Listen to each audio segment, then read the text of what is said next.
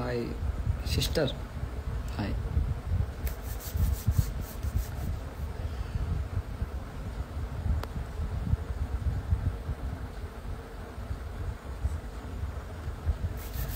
లైవ్కి వచ్చిన ప్రతి ఒక్కరికి వందనాలు. అందరికీ వందనాలు. నా వాయిస్ వినిపిస్తుందా?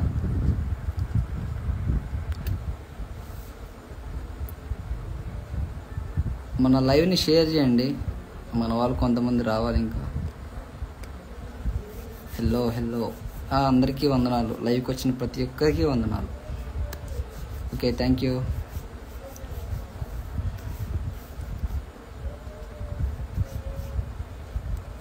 ఓకే, మీ ఫ్రెండ్షిప్ కూడా ఈ లైవ్ని షేర్ చేయండి, కొంతమంది రావాలి అనుకుంటా.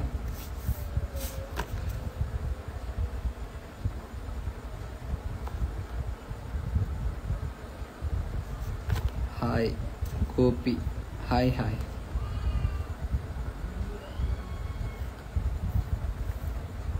ప్రైజ్ ది లార్డ్ అన్న.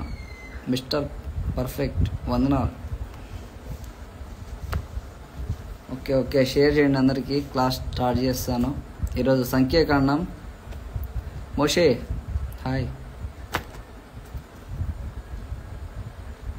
వందనాలు, అందరికీ వందనాలు. తిన్నావా? తిన్నాను మోషే, నువ్వు తిన్నావా?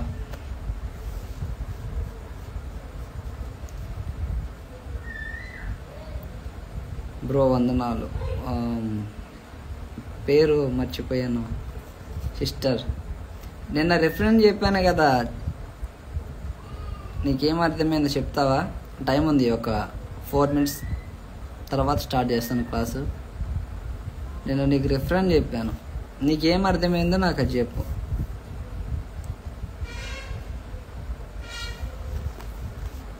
హెప్సీబానా? ఓకే. ఎక్కడ ఉంటారు బ్రదర్? ఇంటి దగ్గరే.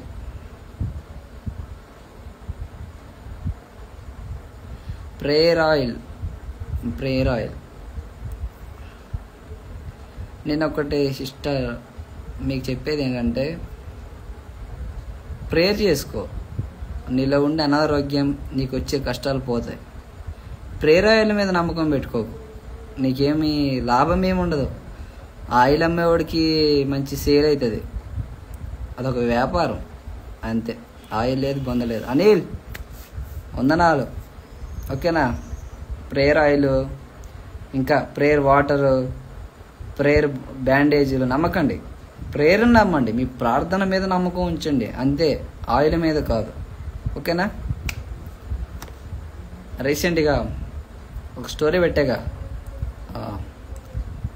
కలవరి సతీషా ఏం మరి ఆయన ఎవరో, ఫ్రెండ్షిప్ డేకి సంబంధించిన బ్యాండేజ్, దాని గురించి ఎంత వివరించాడో.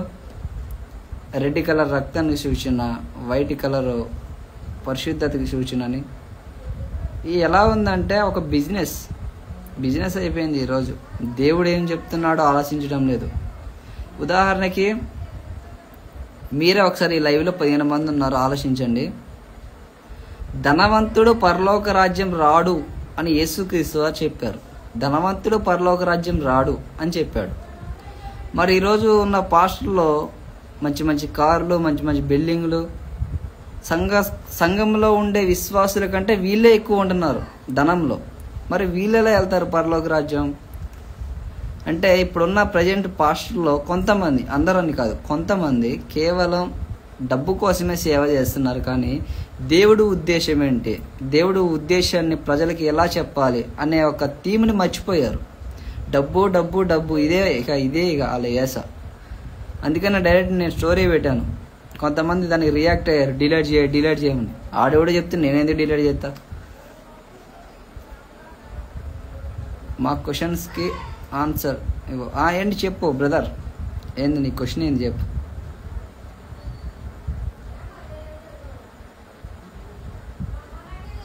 జీసస్ క్రైస్ట్ మీద నమ్మకం లేకపోయినా ఓకేనా? No, wrong.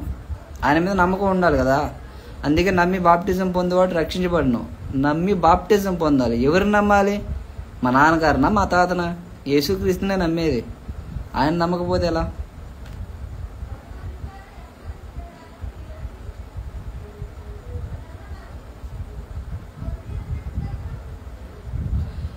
ధనం గురించి కాదు. ఇప్పుడు ధనం దేవుడు సంపాదించుకోవద్దు అని చెప్పలే. మన రోజువారీ బ్రతుకు కోసం మనం బ్రతకాలి కాబట్టి ధనం అనేది ఇంపార్టెంట్ కాదని నేను చెప్పడంలా. కానీ దాన్ని కూర్చుకోకూడదు. ఎంతవరకు అంతవరకు ఒక లిమిట్ అనేది ఉంది ధనానికి కూడా. ఈరోజు వెళ్ళాం, వర్క్ వెళ్ళాం, ఈరోజు తెచ్చుకున్నాం, ఈరోజు తిన్నాం, అంతే, అక్కడితో అయిపోవాలి. రేపు దానికి నా పిల్లగాళ్ళ భవిష్యత్తు, వాళ్ళ పిల్లగాళ్ళ భవిష్యత్తు కోసం ఆలోచించి సంపాదించి కూడబెట్టి ఇది కాదు. దేవుడు ఇదే వద్దన్నాడు. ఈరోజు జీవితం చూసుకోమన్నాడు. అందుకనే కాకులని, పావురాలని కొన్ని ఉదాహరణ చెప్పాడు. మరి జీసస్ ఎందుకో ఆయిల్ రాసి ప్రేయర్ చేయి అన్నాడు? ఎక్కడన్నాడు?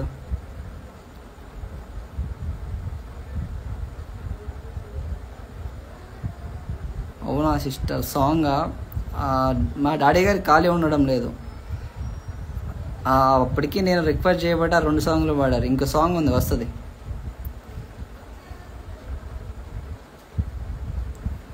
వారి కోసం ప్రార్థన చేయండి. ఓకే, చెప్తా ఉన్నా. ఒక వ్యక్తి అనారోగ్యంతో ఉన్నప్పుడు సంఘ పెద్దలను పిలిచి ప్రభువు నామంలో నూనెతో అభిషేకించి వారి కోసం ప్రార్థించమని చెప్పబడింది. ఓకే, అది కరెక్టే, రాశారు.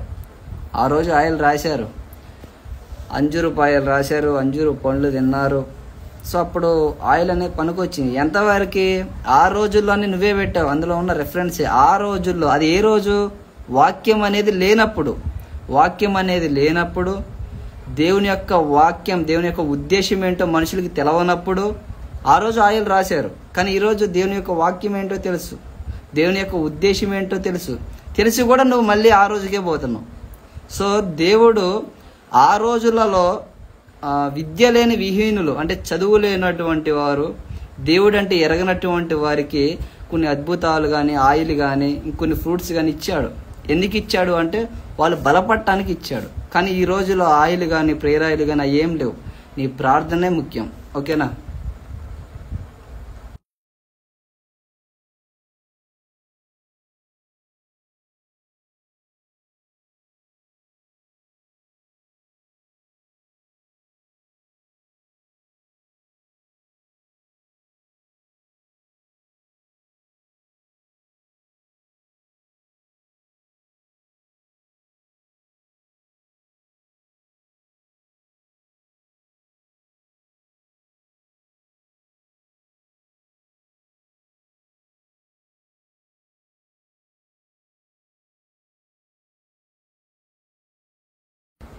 ఓకే,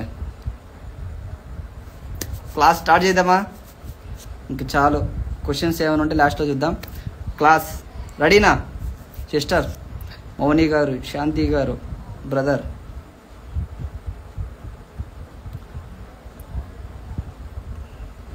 ఏమీ లేవు అని ఎవరు చెప్పారు? ఏవీ లేవు ఎవరు చెప్పారు? మొత్తం చివరిలో చెప్తే కానీ. బ్రదర్స్ అండ్ సిస్టర్స్, క్లాస్ రెడీయా? ఫాస్టింగ్ గురించి చెప్పండి బ్రదర్. చెప్తాను, ఖచ్చితంగా చెప్తాను. వాక్యం తెలుసు బ్రో. వాళ్ళకి ఎలా తెలుసు? బైబిల్ నువ్వు రాసినవా? తెలియదు వాళ్ళకి.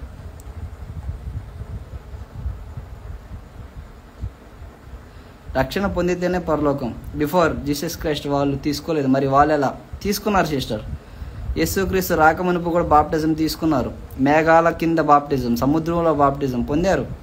ఓకేనా? యేసుక్రీస్తు రాకమునుపు ధర్మశాస్త్రం ఉంది. ధర్మశాస్త్రాన్ని పాటించే వాళ్ళకి పరలోక రాజ్యం ఉంది.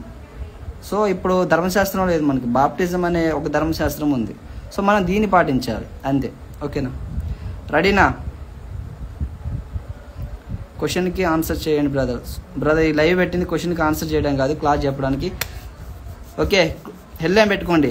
సంఖ్యాకాండం ఫాస్ట్గా. సంఖ్యాకాండం టైం అయిపోతుందండి. ఓకే,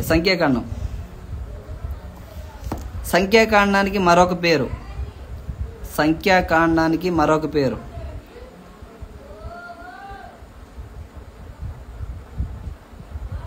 సంఖ్యాకాండానికి మరొక పేరు అరణ్య సంచార పుస్తకం.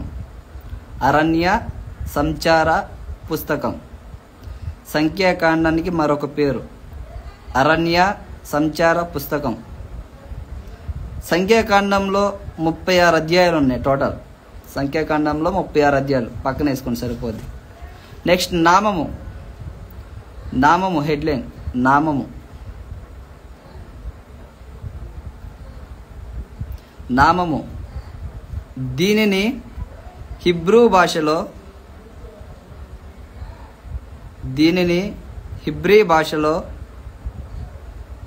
వాయే డబ్బర్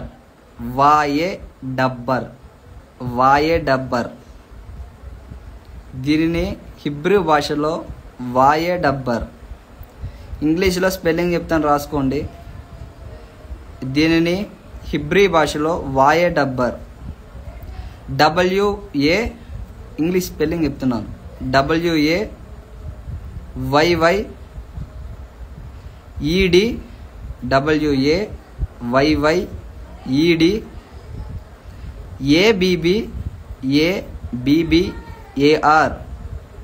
ABBAR WAYYED ABBAR.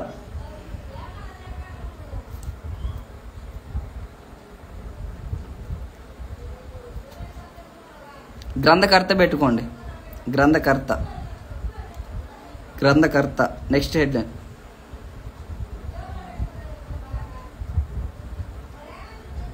గ్రీక్ భాషలో కూడా ఉంది, కానీ హిబ్రూ సరిపోదులేండి. ఎందుకంటే మనం ఒకటి గమనించండి, పాత నిబంధన ఆది కాండం నుంచి మలాకి వరకు హిబ్రీ భాషలో రాయబడింది, క్రొత్త నిబంధన గ్రీక్లో రాయబడింది. సో మన హిబ్రీ తెలుసుకుంటే సరిపోద్ది, గ్రీక్ అంత అవసరం లేదు.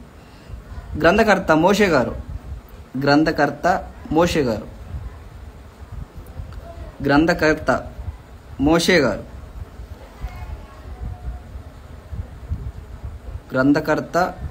గారు. ఆధారాలు అంటే మోషే గారే రాశారు అనడానికి ఆధారాలు. గ్రంథకర్త మోషే గారు. ఆధారాలు. యోహాను సువార్త 3వ అధ్యాయము 14వ వచనం. యోహాను సువార్త 3వ అధ్యాయము 14వ వచనం. అపోస్తుల కార్యములు 7వ అధ్యాయము 13వ వచనం. అపోస్తుల కార్యములు 7వ అధ్యాయము 13వ వచనం. బైబిల్ స్టడీ స్టార్ట్ చేయొచ్చుగా అండి. ఇప్పుడు చెప్పేది ఏంటి? యోహాను సువార్త 3వ అధ్యాయం 14వ వచనం. అపోస్తుల కార్యములు 7వ అధ్యాయం 13వ వచనం. మొదటి కొరింథీ 10వ అధ్యాయము 1 నుండి 11 వచనాలు. మొదటి కొరింథీ 10వ అధ్యాయము 1 నుండి 11 వచనాలు. మళ్ళీ రెఫరెన్స్ చెప్తాను, మిస్ అయిన వాళ్ళు రాసుకోండి. యోహాను సువార్త 3వ అధ్యాయము 14వ వచనం. అపోస్తుల కార్యములు 7వ అధ్యాయము 13వ వచనం. మొదటి కొరింథీ 10వ అధ్యాయము 1 నుండి 11 వచనం. ఓకేనా? కాలము నెక్స్ట్ హెడ్లైన్. కాలము నెక్స్ట్ హెడ్లైన్. కాలము బీసీ, క్రీస్తు పూర్వం. బీసీ అని పెట్టుకోండి. బీసీ 1445 నుండి 1445 నుండి 1445 నుండి 1405. 1445 నుండి 1405 ఈ మధ్య కాలంలో ఈ పుస్తకం రాశాడు. ఓకేనా? నెక్స్ట్ ఉద్దేశం.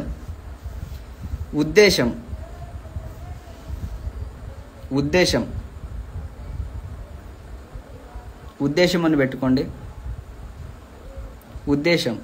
ఇశ్రాయేలీలు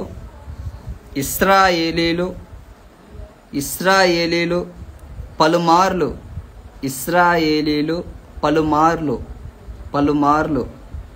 తమ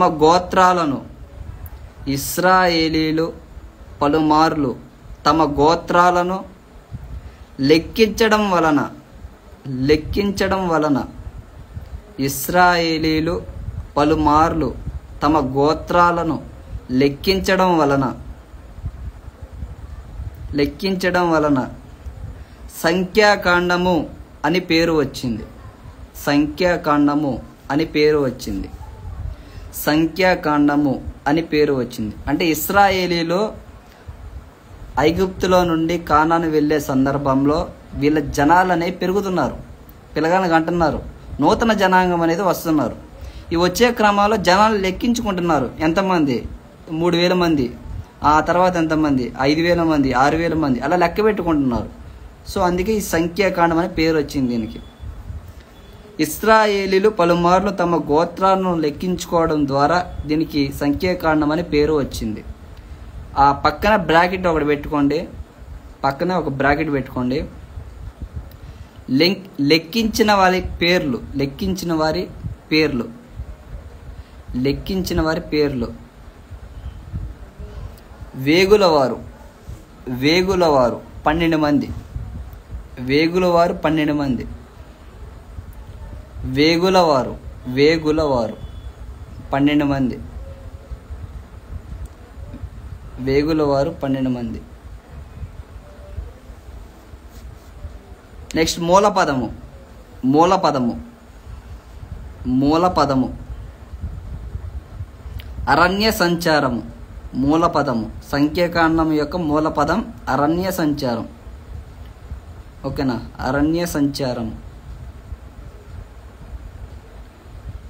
మూలపదము అరణ్య సంచారము. మూలవచనము, మూలవచనము, సంఖ్యాకాండంలో మూలవచనాలు. మూలవచనము 14వ అధ్యాయము, 14వ అధ్యాయము 22వ వచనం, 14వ అధ్యాయము 22వ వచనం, 14వ అధ్యాయము 22వ వచనం, 22వ అధ్యాయము 12వ వచనం. అందులోనే 14వ అధ్యాయము 22వ వచనం, 22వ అధ్యాయము 12వ వచనం, 22వ అధ్యాయము 12వ వచనం. ముఖ్య అధ్యాయము, సంఖ్యాకాండంలో ముఖ్య అధ్యాయం 14వ అధ్యాయం, సంఖ్యాకాండంలో ముఖ్య అధ్యాయము 14వ అధ్యాయము, 14వ అధ్యాయము. ముఖ్యాంశాలు, ఈ పుస్తకంలో ముఖ్యాంశాలు, ముఖ్యాంశాలు, సంఖ్యాకాండంలో ముఖ్యాంశాలు. అందులో ఫస్ట్ కానాను, కానాను ప్రయాణముకు సిద్ధపాటు, కానాను ప్రయాణముకు సిద్ధపాటు, కానాను ప్రయాణముకు సిద్ధపాటు. అందులో సెకండ్, మొదటిది కానాను ప్రయాణముకు సిద్ధపాటు, అందులో సెకండ్ కానానుకు ప్రయాణము, సెకండ్ కానానుకు ప్రయాణం. మొదటగా కానాను వెళ్ళడానికి సిద్ధపడ్డారు, తర్వాత కానాను ప్రయాణం, ఇంకా వెళ్తున్నారు. కానాను ప్రయాణం. మూడోది, అందులోనే మూడోది ఇశ్రాయేలీల యొక్క, ఇశ్రాయేలీల యొక్క తిరుగుబాటు, ఇశ్రాయేలీల యొక్క తిరుగుబాటు, ఇశ్రాయేలీల యొక్క తిరుగుబాటు. మూడోది. నాలుగవది, మూడోది ఇశ్రాయేలీల యొక్క తిరుగుబాటు. ఇప్పుడు నాలుగవది, నాలుగవది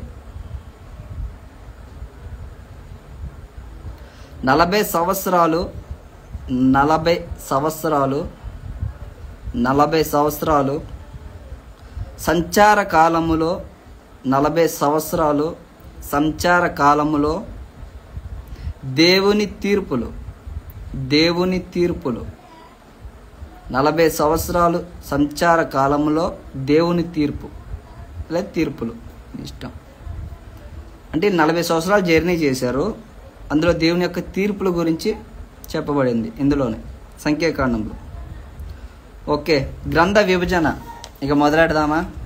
గ్రంథ విభజన మొదటి అధ్యాయం నుండి 36 అధ్యాయాలు. ఓకేనా? గ్రంథ విభజన, గ్రంథ విభజన. అందులో సైడ్ హెడ్లైన్ పెట్టుకోండి. సైడ్ హెడ్లైన్ ఫస్ట్ది, సైడ్ హెడ్ 12 చెప్పండి. సిస్టర్ ఏదో అడిగారు. గ్రంథ విభజన సైడ్ హెడ్లైన్ పెట్టుకోండి. 'సీనాయి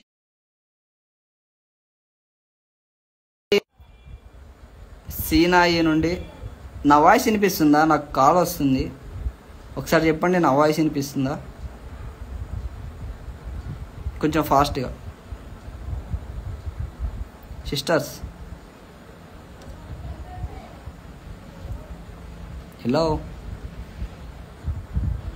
yes, okay, thank you. Sinai నుండి కానాను ప్రయాణము. సీనాయి నుండి కానాను ప్రయాణము. సైడ్ హెడ్లైన్ ఫస్ట్ది. సీనాయి నుండి కానాను ప్రయాణము. సీనాయి నుండి కానాను ప్రయాణం. మొదటి అధ్యాయము 10వ అధ్యాయము. మొదటి అధ్యాయము 10వ అధ్యాయము. అంటే వీళ్ళు సీనాయి నుండి కానాను వెళ్ళేంత వరకు ఈ ప్రయాణం గురించి మొదటి అధ్యాయం నుండి 10వ అధ్యాయం, మొదటి అధ్యాయం 10వ అధ్యాయం, ఈ 2 అధ్యాయాల్లో చెప్పబడింది. ఓకేనా? అందులోని సబ్ పాయింట్ రాసుకోండి. ఇప్పుడు ఫస్ట్ దాంట్లో సబ్ పాయింట్. మొదటి జనసంఖ్య లెక్కించుట. అంటే మొట్టమొదటిసారిగా ఇశ్రాయేలీలు వారి జనాన్ని లెక్కించుకున్నారు. మొదటి జనసంఖ్య లెక్కించుట. మొదటి అధ్యాయము మొదటి వచనం నుండి 54వ వచనం వరకు. మొదటి అధ్యాయము మొదటి వచనం నుండి 54వ వచనం వరకు. సో ఈ మొదటి అధ్యాయం మొదటి వచనం నుండి 54వ వచనం వరకు వీరి యొక్క జనాల యొక్క సంఖ్యను లెక్కించుకోవడం అనేది కనిపించింది. ఓకేనా? సెకండ్ సబ్ పాయింట్ అందులోనే సెకండ్ సబ్ పాయింట్. ప్రయాణములో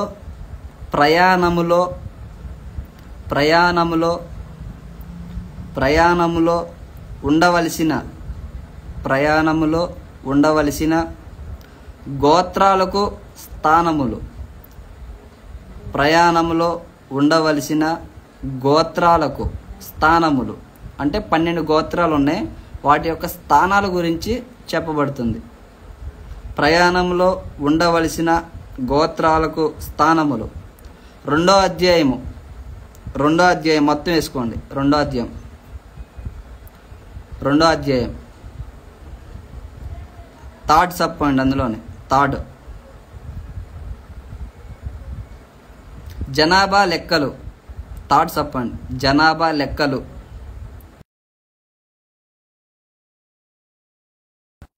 నాకు ఫోన్లు వస్తున్నాయి ఘోరంగా. జనాభా లెక్కలు, లేవీల విధులు. అందులోనే జనాభా లెక్కలు, లేవీల విధులు. జనాభా లెక్కలు, లేవీల విధులు. మూడో అధ్యాయము 4వ అధ్యాయం 2 వేసుకోండి. 3వ అధ్యాయము 4వ అధ్యాయం. 3వ అధ్యాయం 4వ అధ్యాయం. ఫోర్త్ సబ్ పాయింట్ అందులోనే ఫోర్త్ది కొన్ని ధర్మసూత్రాలు. ఫోర్త్ది సబ్ పాయింట్ అందులో కొన్ని ధర్మసూత్రాలు. 5వ అధ్యాయము 6వ అధ్యాయము. కొన్ని ధర్మసూత్రాలు 5వ అధ్యాయము 6వ అధ్యాయము.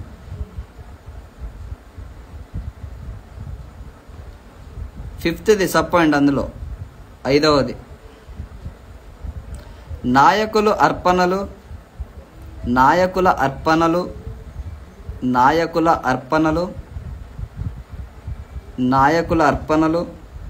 కొన్ని సూత్రాలు. నాయకుల అర్పణలు కొన్ని సూత్రాలు. 7వ అధ్యాయము 8వ అధ్యాయము. 7వ అధ్యాయము 8వ అధ్యాయము. నాయకుల అర్పణలు కొన్ని సూత్రాలు. ఎన్ని? 1 2 3 4 5 6. 6వ సబ్ పాయింట్ పస్కా ఆచరణ. అంటే పస్కా పండగ యొక్క ఆచరణ, ఆ పండగ ఎలా చేయాలి అనే ఉద్దేశం. ఓకేనా? పస్కా ఆచరణ. 9వ అధ్యాయం మొత్తం వేసుకోండి. 9వ అధ్యాయం పస్కా పండగ గురించి సంఖ్యాకాండము 9వ అధ్యాయంలో మనం చూస్తాం. ఓకేనా? నెక్స్ట్ 7వది సబ్ పాయింట్ అందులోనే 7వది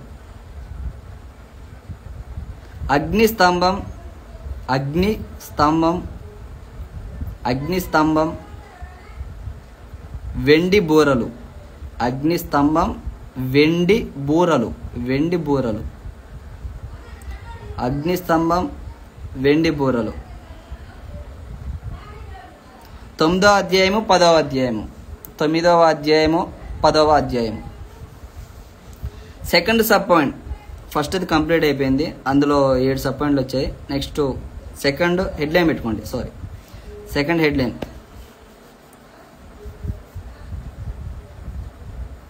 సెకండ్ హెడ్లైన్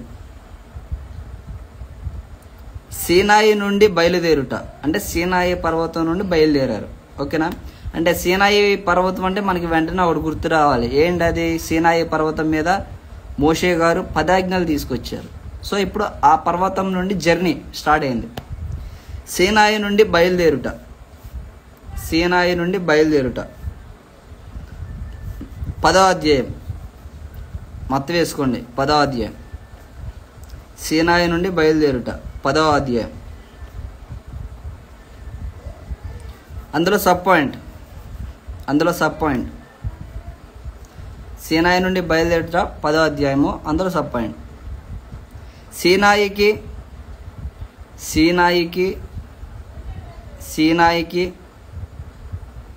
కాదేశుకు. సీనాయికి కాదేశుకు మధ్యలో జరిగిన సంఘటనలు. సీనాయికి కాదేశుకు మధ్యలో జరిగిన సంఘటనలు. 11వ అధ్యాయము 12వ అధ్యాయం.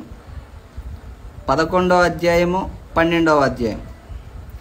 సీనాయికి కాదేశుకు మధ్యలో జరిగిన సంఘటనలు. 11వ అధ్యాయము 12వ అధ్యాయం.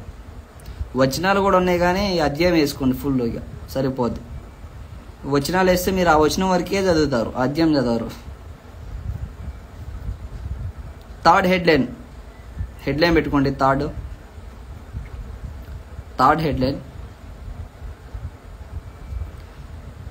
కాదేశులో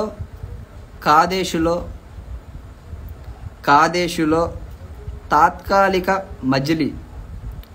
కాదేశులో తాత్కాలిక మజిలీ. కాదేశులో తాత్కాలిక మజిలీ. 13వ అధ్యాయము మొదటి వచనం. 13వ అధ్యాయము మొదటి వచనం. 20వ అధ్యాయము 13వ వచనం. 20వ అధ్యాయము 13వ వచనం. 13వ అధ్యాయం మొదటి వచనం. 20వ అధ్యాయం 13వ వచనం. ఇందులో సబ్ పాయింట్ రాసుకోండి. ఇందులో సబ్ పాయింట్. వేగుల వారి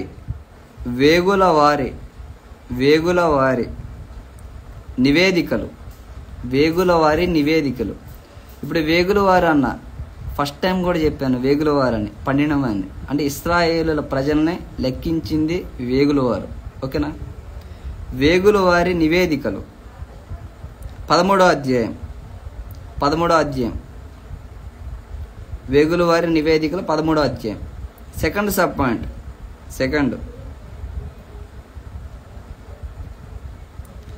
దేవుని ఉగ్రత అంటే ఇశ్రాయేలీల మీద దేవుని యొక్క ఉగ్రత. సో దేవుని ఉగ్రత అని పెట్టుకోండి.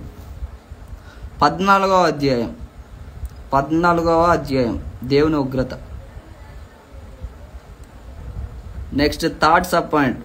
థర్డ్ది కొన్ని సామాన్య నిధులు. నిధులు కాదు, విధులు లేదా సూత్రాలు. కొన్ని సామాన్య విధులు లేదా సూత్రాలు. ఎస్, ఇందాక 13వ అధ్యాయమే. దేవుని ఉగ్రత 13వ అధ్యాయం. కరెక్టే. నా చాప్టర్ అన్న సేమ్. ఇప్పుడు 13వ అధ్యాయం అన్నా అంటే ఆదికాండంలో 13వ అధ్యాయం కాదు, సంఖ్యాకాండంలో ఉన్న 13వ అధ్యాయమే. ఆ పుస్తకం గురించి చెప్తాను అంటే ఆ పుస్తకంలో ఉన్న అధ్యాయాలే చెప్తా. వేరే పుస్తకం అయితే నేను చెప్తాను. ఓకేనా? కొన్ని సామాన్య విధులు 15వ అధ్యాయం.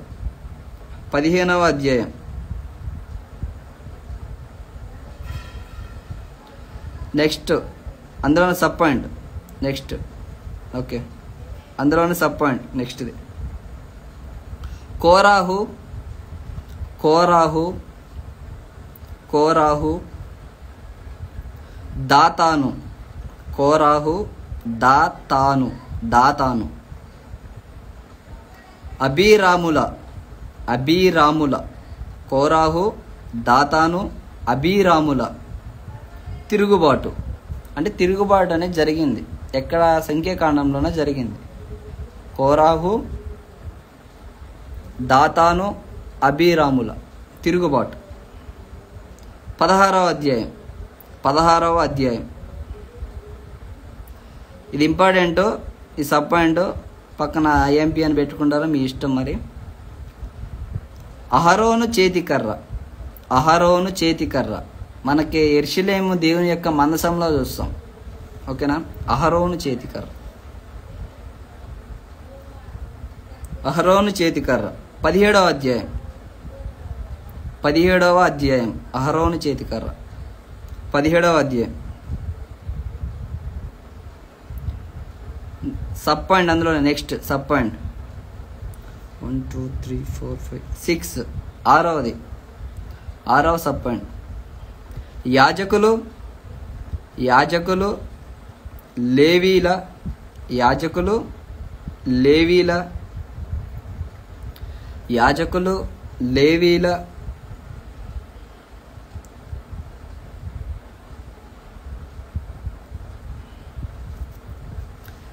యాజకులు లేవీల శుద్ధులగుటకు. శుద్ధులగుటకు. యాజకులు లేవీల శుద్ధులగుటకు. శుద్ధులగుటకు పద్ధతులు. అంటే యాజకులు లేవీలు శుద్ధులగటానికి వారి యొక్క పద్ధతుల గురించి చెప్పారు. ఓకేనా? యాజకులు లేవీలు శుద్ధులగటకు పద్ధతులు. 18వ అధ్యాయము 19వ అధ్యాయము. 18వ అధ్యాయము 19వ అధ్యాయము. 18, 19 అధ్యాయం. ఓకేనా? అందులో 7వ సబ్ పాయింట్. అందులోనే 7వది. కాదేశులో కాదేశులో కాదేశులో చివరి సంఘటన. కాదేశులో చివరి సంఘటన 20వ అధ్యాయం. 20వ అధ్యాయము. కాదేశులో చివరి సంఘటన 20వ అధ్యాయం. మనం 20 కంప్లీట్ చేసాం. ఇంకా 16 అధ్యాయాలు ఉన్నాయి. ఫాస్ట్గా ఉండండి. ఓకేనా? కాదేశులో చివరి సంఘటన 20వ అధ్యాయం. హెడ్లైన్ పెట్టుకోండి. హెడ్లైన్ పెట్టుకోండి. 4th headline. కాదేశు నుండి కాదేశు నుండి కాదేశు నుండి కాదేశు నుండి మోయాబు మైదానము వరకు. కాదేశు నుండి మోయాబు మోయాబు మైదానము వరకు. మైదానము వరకు. కాదేశు నుండి మోయాబు మైదానము వరకు. 20వ అధ్యాయము 20వ అధ్యాయము 14వ వచనం. 20వ అధ్యాయము 14వ వచనం. 22వ అధ్యాయము మొదటి వచనం.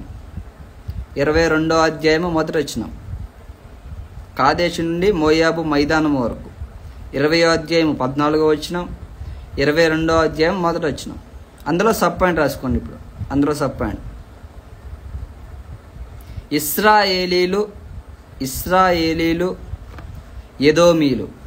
ఇశ్రాయేలీలు ఎదోమీలు. ఇశ్రాయేలీలు ఎదోమీలు. 20వ అధ్యాయము 14వ వచనం నుండి 21వ వచనం వరకు. 20వ అధ్యాయము 14వ వచనం నుండి 21వ వచనం వరకు. ఇశ్రాయేలీలు ఎదోమీలు. ఎదోమీలు. 20వ అధ్యాయం 14వ వచనం. అంతే. 21 వరకు వేసుకోండి. 14, 21.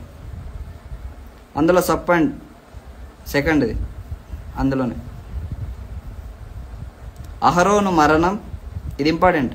ఐఎంపీ అని పెట్టుకోండి. అహరోను మరణం.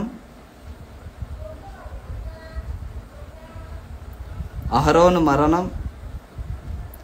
విరోధ రాజ్యముల ఓటమి. విరోధ ఎలా రాయడం? స్పీడ్ అయిందా వాయిస్? స్లో చెప్పనా?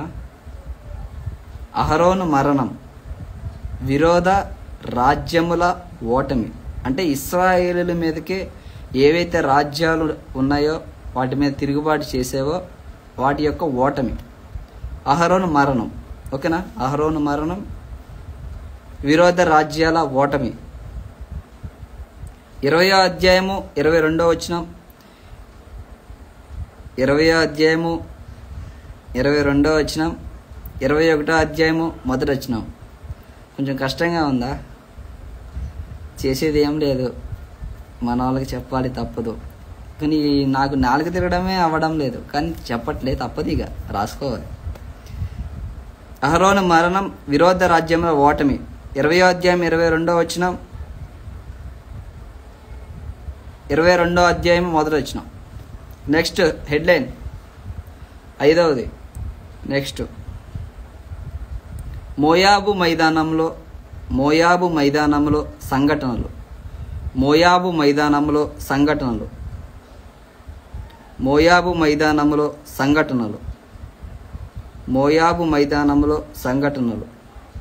22వ అధ్యాయం 2వ వచనం, 22వ అధ్యాయం 2వ వచనం, 22వ అధ్యాయం 2వ వచనం, 32వ అధ్యాయము 42వ వచనం, 32వ అధ్యాయము 42వ వచనం, 22వ అధ్యాయం 2వ వచనం, 32వ అధ్యాయము 42వ వచనం. అందులో సబ్ పాయింట్ బాలాకు బిలాము. వినే ఉంటారు ఈ పేర్లు. బాలాకు బిలాము. 22వ అధ్యాయము 2వ వచనం, 22వ అధ్యాయము 2వ వచనం, 24వ అధ్యాయము 26వ వచనం, 24వ అధ్యాయము 26వ వచనం. మెయిన్ ఇంపార్టెంట్ అయితే నేను వచనాలతో సహా చెప్తున్నా. ఓకేనా? బాలాకు బిలాము 22వ అధ్యాయము 2వ వచనం, 24వ అధ్యాయం 26వ వచనం. అందులో సెకండ్ సబ్ పాయింట్, సెకండ్ది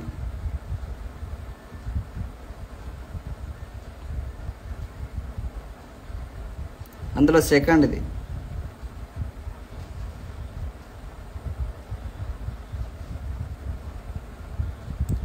సెకండ్ది వాయిస్ వినిపిస్తుందా? స్టక్ అయినట్టుందా అది? ఓకే, సెకండ్ది. అందులో బెయల్పే యోరా వద్ద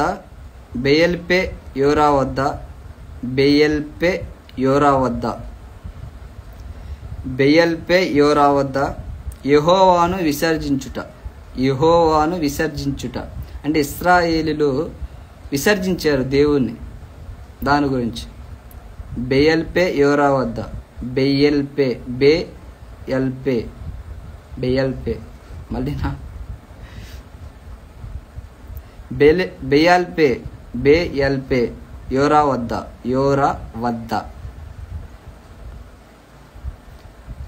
తలకొట్టు దీర్ఘాలు కూడా చెప్పను ఇక. బెయల్పే యోరా వద్ద యెహోవాను విసర్జించుట. అంటే అదొక ప్లేస్. ఓకేనా? ఆ ప్లేస్లో యెహోవాను విసర్జించారు. 25వ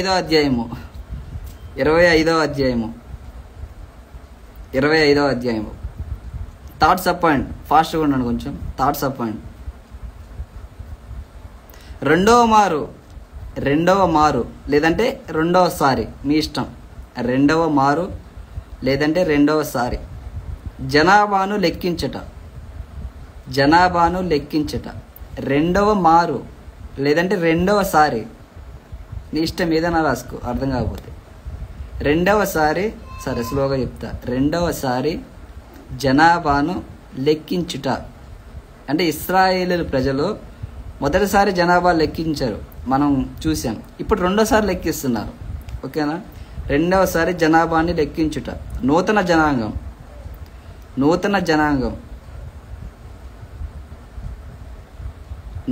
జనాంగం హెడ్లైన్ బ్రాకెట్లో పెట్టుకోండి, నూతన జనాంగం అని. 26వ అధ్యాయం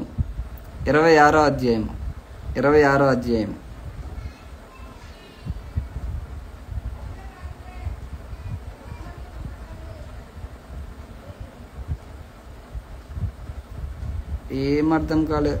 రెండవసారి జనాభాను లెక్కించడం. 26వ అధ్యాయము. ఓకేనా? ఇంకో సబ్ పాయింట్ రాసుకోండి.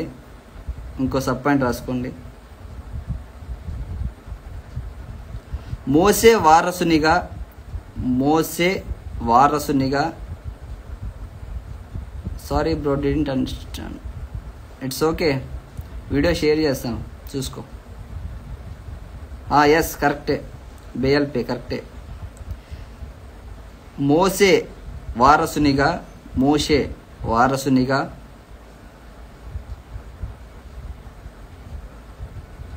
బెయల్పే యోరా వద్ద, అది బ్రదర్ ఇది రాసుకోకండి. బెయల్పే యోరా వద్ద యెహోవాను విసర్జించడం. ఓకేనా? మోషే వారసునిగా యెహోషువ నియామకం. యెహోషువ ఎంపికని పెట్టుకోండి, లేకపోతే మోషే వారసునిగా యెహోషువ ఎంపిక. 27వ అధ్యాయము. మన నార్మల్ తెలుగు కంటే బైబిల్ తెలుగు కొంచెం డిఫరెంట్గా ఉంటుంది. మోసే వారసునిగా యెహోషువ ఎంపిక, 27వ అధ్యాయము. నెక్స్ట్ సబ్ పాయింట్, అందులోనే నెక్స్ట్ సబ్ పాయింట్ ఆరాధన పద్ధతులు.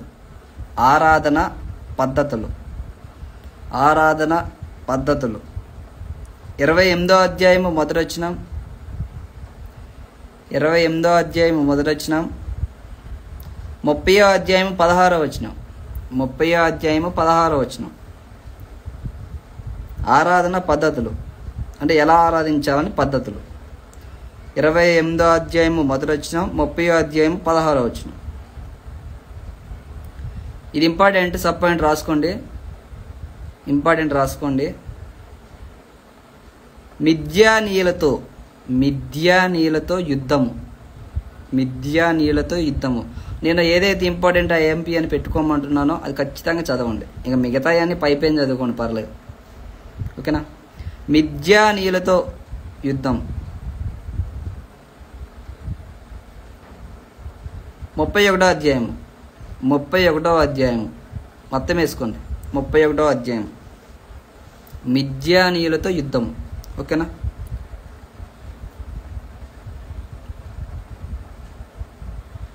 లాస్ట్ సబ్ పాయింట్, అందులో లాస్ట్ది 2.5 గోత్రాల వారికి. 2.5 గోత్రాల వారికి అంటే 2 గోత్రాలు, ఇంకో గోత్రంలో 2.5 గోత్రాల వారికి స్వాస్థ్యము లేదంటే ఆస్తులు అని రాసుకోండి. స్వాస్థ్యం. 32వ అధ్యాయము.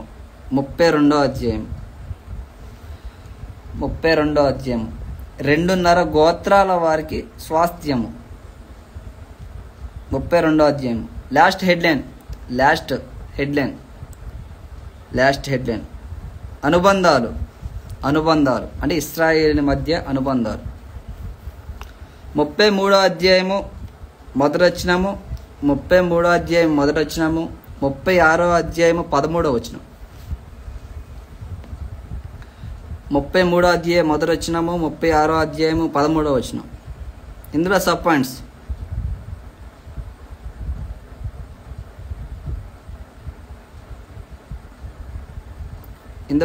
రాసుకోండి. ఐగుప్తు నుండి మోయాబు వరకు. ప్రయాణ జ్ఞాపకాలు. ఐగుప్తు నుండి మోయాబు వరకు ప్రయాణ జ్ఞాపకాలు అంటే వీళ్ళు జ్ఞాపకాలు చేసుకుంటున్నారు ఐగుప్తు నుండి మోయాబు వరకు చేసిన జర్నీని. ఓకేనా? జ్ఞాపకాలు. 33వ అధ్యాయము. Sub point second sub point.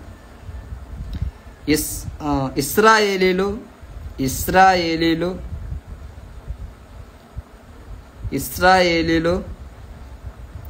రాజ్య పొలిమేరలు రాజ్య పొలిమేర్లు అంటే ఇశ్రాయేలీల యొక్క రాజ్యం యొక్క పొలిమేర్లు. ఆ పొలిమేర్లు ఎక్కడ వరకు ఉన్నాయి అని వాటి గురించి ఎందుకు రాయాలి? రాయికో, నేనెవరు రాయమన్నారు? ఇశ్రాయేలీలు పొలిమేరలు 34వ అధ్యాయము థర్డ్ సబ్ పాయింట్, అందులోనే థర్డ్ది లేవీల పట్టణాలు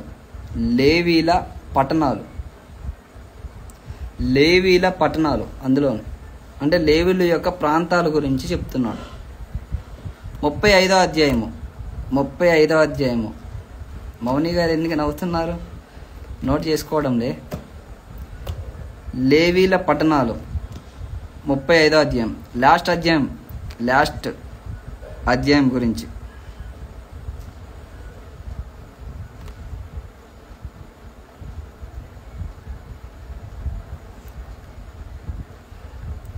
బ్రో నేను కూడా క్రిస్టియన్.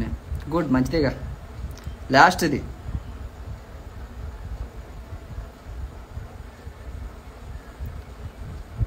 లాస్ట్ సబ్ పాయింట్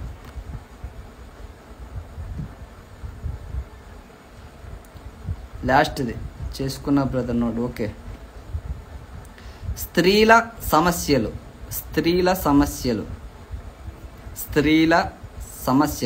అంటే గర్ల్స్, లేడీస్ ఉంటారుగా, వారి యొక్క సమస్యలు. అందులోనే ఒక 2 కుమార్తెల గురించి కూడా చెప్పబడిద్ది.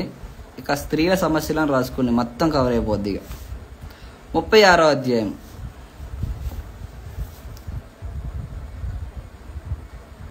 జర్నీ చెప్పారుగా, చాప్టర్ నేమ్. ఏ జర్నీ చెప్పాను? స్త్రీల సమస్యలు 36వ అధ్యాయము కంప్లీట్.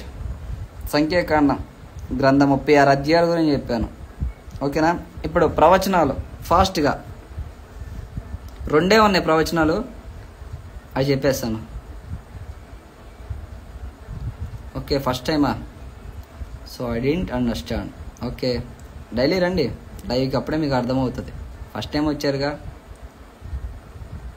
అనుబంధం తర్వాత ఫస్ట్దా ఐగుప్తు నుండి మోయాబు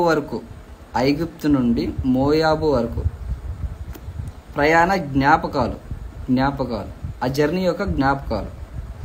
33వ అధ్యాయము మొదటి నుండి 56వ వచనం.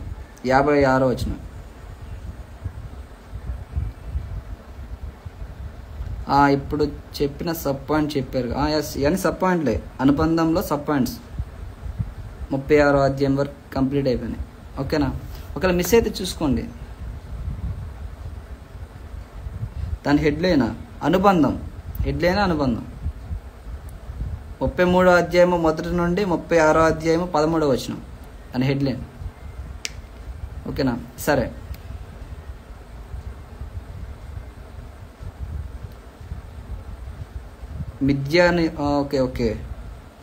మిద్యానీయులతో యుద్ధము 31వ అధ్యాయము మొదటి నుండి 54వ వచనం.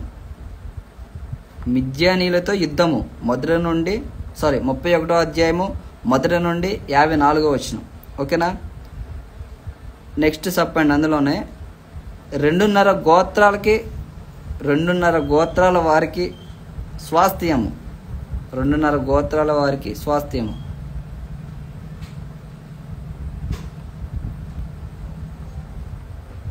36వ అధ్యాయము 13వ వచనం సిస్టర్. ఓకేనా? మిస్ అయితే వీడియో ఉంది కదా, నెక్స్ట్కి వీడియో చూడరేమో, ఈ లైవ్ ఎండ్ అయ్యగా. సరే, ప్రవచనం ప్రవచన నెరవేర్పు ఫాస్ట్గా. ఒకవేళ ఇవి మిస్ అయినా కానీ ఏం కాదు, మీరు చదువుతుంటే ఆటోమేటిక్గా మీకు గుర్తొస్తుంటుంది. ఓకేనా? మళ్ళీ చెప్పండి, మీ ఇంకేం చెప్పాలి మళ్ళీ? ప్రవచన నెరవేర్పు చూస్తాను అన్న. చూడండి, మళ్ళీ వీడియో చూసుకోండి మిస్ అయిన వాటిని. ఓకేనా? ప్రవచన నెరవేర్పు ఫాస్ట్గా రాసుకోండి. 2 ఉన్నాయి, చెప్పేస్తే క్లియర్.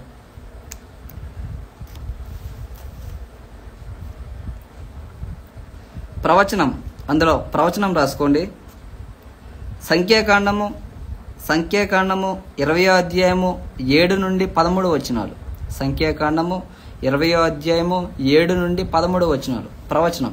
అందులో ఏముందో చెప్తానండి. ప్రవచనము 20వ అధ్యాయము 7 నుండి 13 వచనాలు. జీవజలమునిచ్చు బండ, జీవజలమునిచ్చు బండ. ఇది ప్రవచనం. జీవజలమునిచ్చు బండ, ఈ ప్రవచనం ఎక్కడ నెరవేరింది? నెరవేర్పు. పక్కన రాసుకోండి, నెరవేర్పులో. 1 కొరింథీ 10వ అధ్యాయం 4వ వచనం. 1 కొరింథీ 10వ అధ్యాయం 4వ వచనం. ప్రవచనం వచ్చేసి జీవజలమునిచ్చు బండ. సంఖ్యాకాండము 20వ అధ్యాయము 7 నుండి 13 వచనాలు. దీని నెరవేర్పు 1 కొరింథీ 10వ అధ్యాయం 4వ వచనంలో నెరవేర్పు జరిగింది. ఓకేనా? సెకండ్ ప్రవచనం. సెకండ్ ప్రవచనం సంఖ్యాకాండము 21వ అధ్యాయము 5 నుండి 9 వచనాలు. సంఖ్యాకాండము 21వ అధ్యాయము 5 నుండి 9 వచనాలు. ఇత్తడి సర్పము, ఇత్తడి సర్పము. ఇది ప్రవచనం.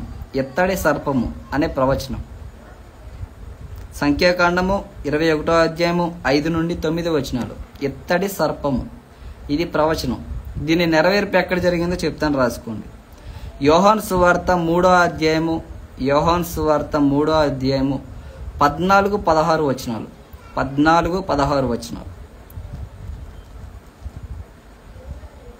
అయిపోయింది, క్లియర్. ఇత్తడి సర్పము సంఖ్యాకాండము 21వ అధ్యాయము 5 నుండి 9 వచనాలు.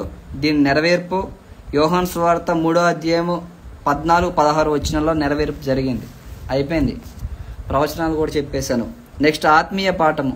అంటే ఈ పుస్తకం ద్వారా మనం ఆత్మీయంగా ఏం నేర్చుకోగలం? సైడ్ హెడ్ అండ్ ఆత్మీయ పాఠం.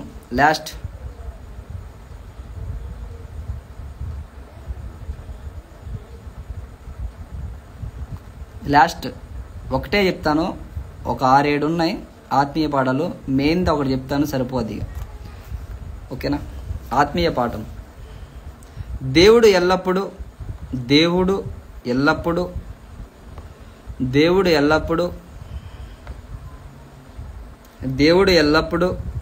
తన ప్రజలతో నుండి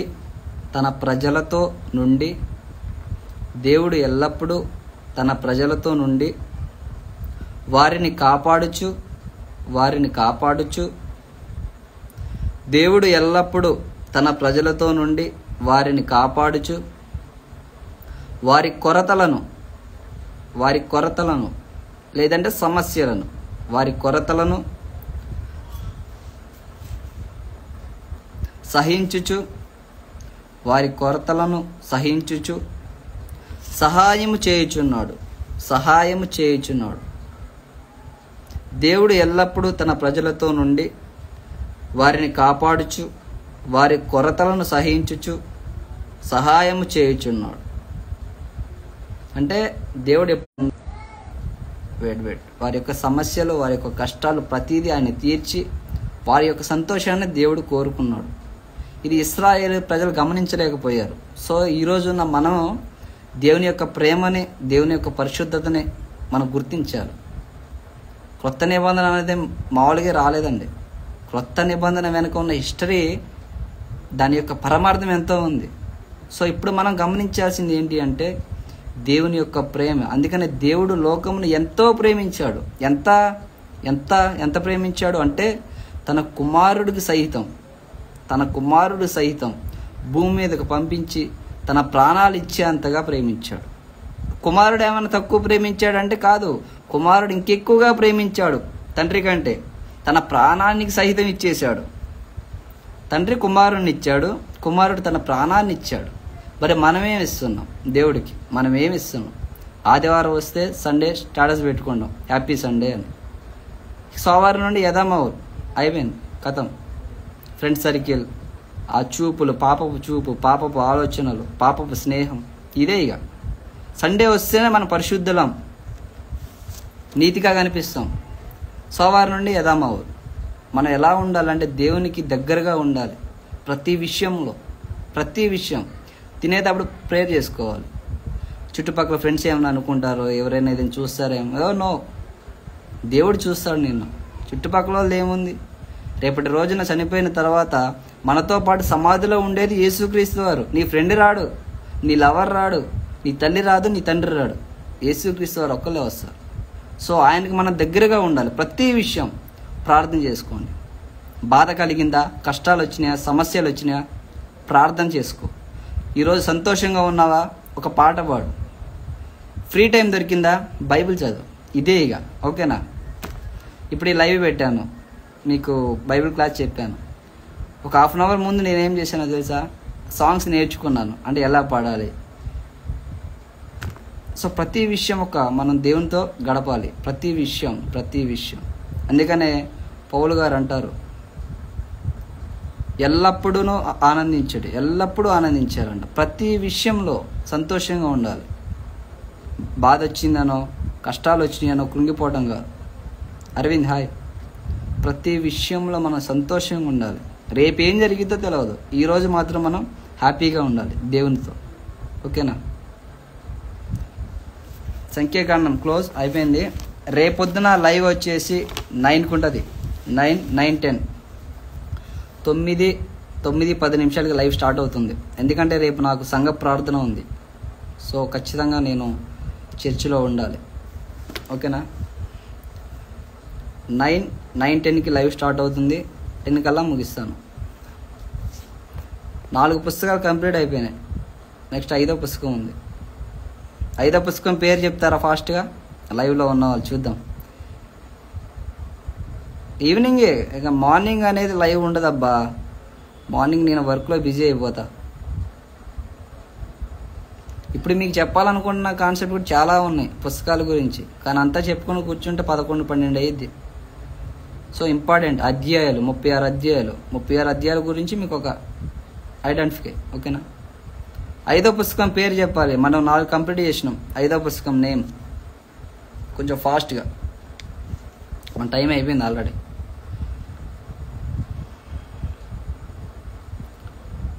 ఏం కాండం? యెహోషువానా? ఎక్కడి నుండి వచ్చారయ్యా? సంఖ్యాకాండం తర్వాత యెహోషువానా? అందుకనే పంచకాండాలు గుర్తుంచుకోండి అన్న. పంచకాండాలు 5. ఆది కాండము చివరి 5వ పుస్తకం ద్వితీయోపదేశకాండం. సింపుల్ గుర్తుంచుకోవచ్చు. ఆది ద్వితీయోపదేశకాండం, పంచకాండాలు 5. నెక్స్ట్ ఇశ్రాయేలు చరిత్ర ఎక్కడ మొదలైంది? యెహోషువ టు ఎస్తేరు, అవి ఇశ్రాయేల్ చరిత్ర. నెక్స్ట్ 5 పద్య కావ్యాలు, 5 పెద్ద ప్రవక్తలు, 12 మంది చిన్న ప్రవక్తలు. సో ఇలా గుర్తుంచుకోవాలి. ప్రవక్తలు, పెద్ద ప్రవక్తలు, చిన్న ప్రవక్తలు, అలా.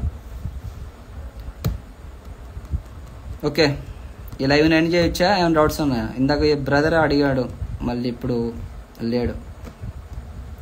ఎస్, ద్వితీయోపదేశకాండం.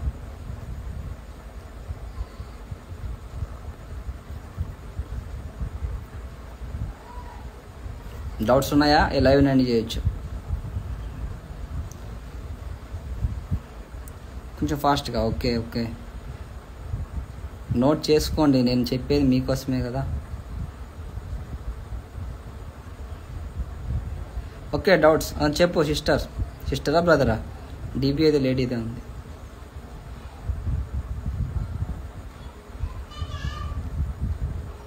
లేడీస్ డీపీ పెట్టుకుంటారు, వచ్చి బ్రదర్ అంటారు. సరే, నేను సిస్టర్ అంటే లేదు నీ బాయ్ అంటారు, మళ్ళీ ఫీల్ అవుతారు. ఎస్, నీకు ఇచ్చాను కదా రిఫరెన్స్. నీకేం అర్థమైంది నేను చెప్పిన రిఫరెన్స్? ఏం చెప్పాను? కొలసీలకు రాసిన పత్రిక 2వ అధ్యాయము 14-15 వచనాలు. నెక్స్ట్ 1 కొరింథీ 3వ అధ్యాయం 14వ వచనం. హెబ్రీయులకు రాసిన పత్రిక 8వ అధ్యాయం చివరి 3 వచనాలు. నీకేం అర్థమైంది? అర్థమైందో చెప్పు.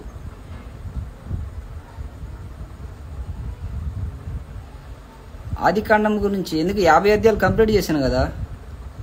50 అధ్యాయాలు చెప్పాను కదా సిస్టర్. ఆది కాండం చెప్పాను కదా. 4 సంఘటనలు, 4 సంఘటనలు, 4 వ్యక్తులు. ఏంట 4 సంఘటనలు? సృష్టి ఆరంభం, మానవుని పతనం, జలప్రలయం, భాషల తారుమారు. ఈ 4 సంఘటనలు, 4 వ్యక్తులు. అబ్రహాం, ఇస్సాకు, యాకోబు, యోసేపు. ఇక అదే ఆదికాండం, అందులో ఏముంది? ఆత్మతోనూ సత్యంతోనూ ఆరాధించాలి. లేదు, ఇప్పుడు నువ్వు నాకు బిస్కెట్ ఎత్తున్నావు సిస్టర్, ఓకేనా? ఎప్సిబానా? లేదు, నేను చెప్పిన రెఫరెన్స్కి నువ్వు చెప్పిన దానికి అసలు సంబంధమే లేదు. ఏదో చెప్పాలని చెప్పినావు అంతే. నేను చెప్పిన రెఫరెన్స్ ఏంటి, అది దేనికోసం ఉంది అక్కడ అంటే పాత నిబంధన కొట్టివేయబడింది అని నేను రెఫరెన్స్ నీకు చూపించిన, ఓకేనా? పాత నిబంధన మనది కాదు. పాత నిబంధనలో బలులు అయిపోయినాయి, బలులు కొట్టివేయబడ్డాయి. పాత నిబంధనలో ఉన్న పండగలు కొట్టివేయబడ్డాయి. పాత నిబంధనలో ఉన్న ఆరాధన, దేవుని ఆరాధనే కొట్టివేయబడింది. పాత నిబంధనలో క్రొత్త ఆరాధన వచ్చింది మనకి. ఆత్మతోనూ సత్యంతోనూ ఆరాధించాలి, ఓకేనా? అపోస్తుల బోధ యందు, సహవాసం యందు, రొట్టె విరుచుటయందు, ప్రార్థన చేయటందు ఎడతెగగా ఉన్నాం. సో మన అపోస్తుల బోధ కలిగి ఉన్నాం, ధర్మశాస్త్రం బోధ కాదు మంది, అపోస్తుల బోధ. సో ఆరాధన క్రమం మారిపోయింది, అన్నీ మారిపోయినాయి. ఈ విషయం చాలా మందికి అర్థం కాదు. మిక్స్ చేస్తారు, ఆది కాండం నుంచి ప్రకటన గ్రంథం వరకు అన్నీ మిక్స్ చేస్తారు, ఏదో గ్రైండర్లో పెట్టి మిక్స్ చేసినట్టు. అలా ఎప్పుడూ చేయకూడదు, ఓకేనా?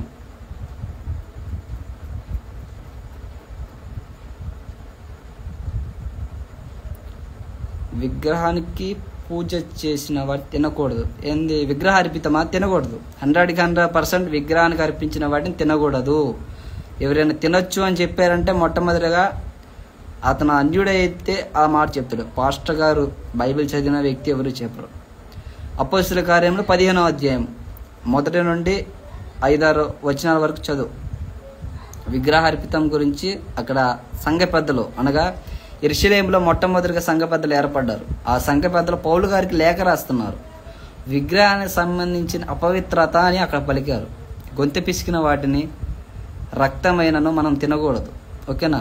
గొంతు పిసికి చంపిన జంతువుల్ని మనం తినకూడదు. సెకండ్, రక్తం, కొంతమంది బ్లడ్ తింటారు, అది తినకూడదు, ఓకేనా? విగ్రహానికి అర్పించినది అపవిత్రత అన్నాడు. అది ఏదైనా సరే, ఆ విగ్రహమైనా కావచ్చు, ఆ విగ్రహానికి పెట్టిన అర్పితమైనా కావచ్చు, అపవిత్రత. కొంతమంది 1 కొరింథీ 2 కొరింథీ అవి చూపించి తిన్నంత మాత్రాన్ని ఎక్కువేం కాదు, తినకపోయినంత మాత్రం తక్కువేం కాదు, ఎదుటివాడి మనసాక్షి నిమిత్తం తినకూడదు అని మాటలు చెప్తారు. అప్పుడున్న యెరూషలేములో ఉన్న సంఘ పెద్దలకు తెలవదా? వాళ్ళకి బుర్రలేదా? మన మనసాక్షి గలవాడు తినొచ్చు, మనసాక్షి లేనివాడు తినకూడదు, ఎదుటివాడి మనసాక్షి చూసుకోవాలని సంఘ పెద్దలు చెప్పారా? చెప్పలేదు. ఒకటే మాట చెప్పారు, విగ్రహానికి సంబంధించి అపవిత్రత అన్నారు. సో అన్నీ అపవిత్రం.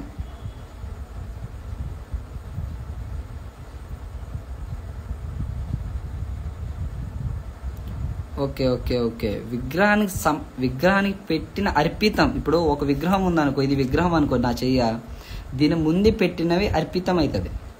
పంచిపెట్టేవి అర్పితాలు కాదు. అందుకని వీడియో కూడా పెట్టాను. విగ్రహానికి ముందు పెట్టినది అర్పితం అవుతుంది, దాని ముందు పంచిపెట్టే అన్ని అర్పితాలు కావు. ఇప్పుడు షాప్లోకి వెళ్తాం, మార్నింగ్ అటు షాప్ ఓపెన్ చేయాలంటే ఖచ్చితంగా వాళ్ళ దేవుడికి మొక్కే ఓపెన్ చేస్తారు. అవన్నీ విగ్రహ అర్పితాలు కావాలి. దాని ముందు ఏదైతే పెట్టాడో అది విగ్రహ అర్పితం. ఆ షాపులో ఉన్నాయి వాడు అమ్ముకోవడానికి పెట్టాడు, అవి విగ్రహ అర్పితాలు కావాలి. అర్పితం వేరు, ఓకేనా? పంచి పెట్టే వేరు, డిఫరెంట్ ఉన్నాయి వాటికి వీటికి. ఇక ఆ లెక్క అయితే మనం ఏం తినకూడదు. వాళ్ళు భూమిని పూజిస్తారు, సూర్యుని పూజిస్తారు, మేఘదేవుని పూజిస్తారు, వర్షాన్ని పూజిస్తారు, ఇక అన్నీ పూజిస్తారు. ఇక మనం తినకూడదు. ఆ లెక్క పరలోకం పోవటమే అందరూ. సో విగ్రహానికి అర్పించినవి మనం తినకూడదు, పంచిపెట్టే వాటిని తినొచ్చు.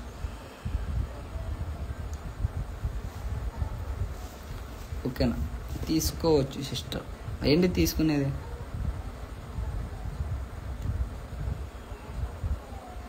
ఎక్స్ అంతే, కరెక్టే. విగ్రహానికి ముందే పెట్టింది మనం తినకూడదు, ఓకేనా? విగ్రహ అర్పితం అన్నారు, అందుకే విగ్రహానికి అర్పించినవే అర్పితాలు అయితే, ఓకేనా? ఇప్పుడు ఉదాహరణకి ఒక విగ్రహం ముందు ఒక మేకను కోసారు అనుకోండి, అది మనం తినకూడదు. ఆ మేకను కోసి ముక్కలు తీసుకొచ్చి షాపులో అమ్ముతారా? అమ్మరు కదా. సో షాపులో అమ్మేది వేరు. అందుకే కట్టిక వాడి అంగడిలో ఏది దొరికితే తినమంటాడు. కట్టిక వాడు ఎవరైతే ఉన్నారో వాడి దగ్గర ఏం దొరికినా తినొచ్చు. క్రిస్టియన్స్ గుడికి వెళ్ళొచ్చా? ఏ గుడికి? చర్చికా? హిందువుల గుడికా? హిందూస్ గుడికి అయితే వెళ్ళకూడదు. ఇప్పుడు ఉదాహరణకి నేను డిజైన్ వర్క్ చేస్తాను.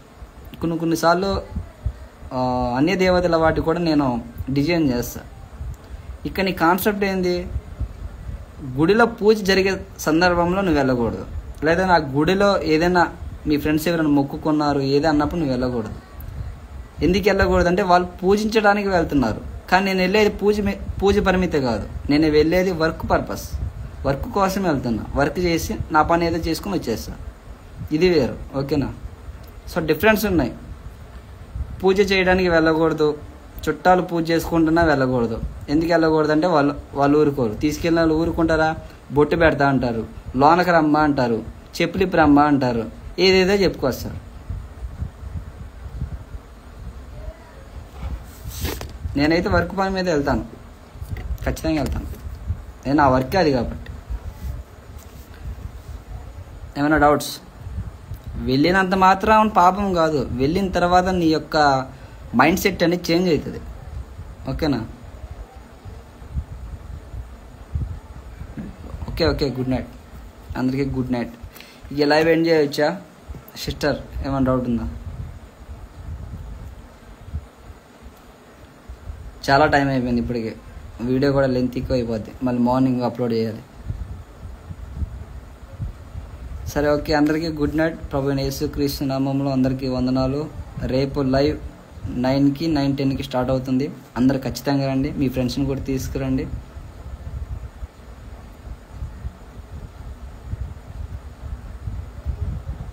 ఫ్రెండ్స్ పిలుస్తారు కన్నా గుడిలోకి వెళ్ళడానికి అంటే ఎస్ చెప్పండి, నేను రాను అనేది చెప్పకండి, వెళ్ళండి.